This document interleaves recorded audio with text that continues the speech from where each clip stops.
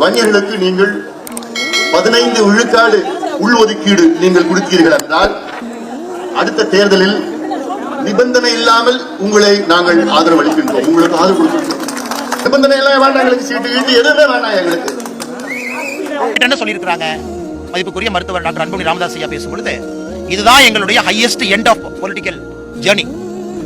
இந்த சமுதாயத்திற்கு நீங்க மதிப்பு மரியாதையும் கொடுக்கணும்னு கேட்டிருக்காங்க. அதுல எது தவறா பார்க்கலீங்கன்னா, நாங்களும் சொல்வது ப்ரொபோஷனல் ரெப்ரசன்டேஷன், எல்லா ஜாதிகளுக்கும் விகிதாச்சார அடிப்படையில் பண்ணுங்கன்னு தான் நாங்களும் சொல்லிக் கொண்டிருக்கின்றோம். அதனால அவர்கள் சொன்னதுல எந்த தவறும் கிடையாதுங்கன்னா அது கொடுக்காது. இப்ப எங்க ஐயா கேட்கிறாருல, இந்த 1.5 ஆண்டு இருக்குல்ல, அதை பத்தி ஏதாவது வாயா திறக்கிறாரு.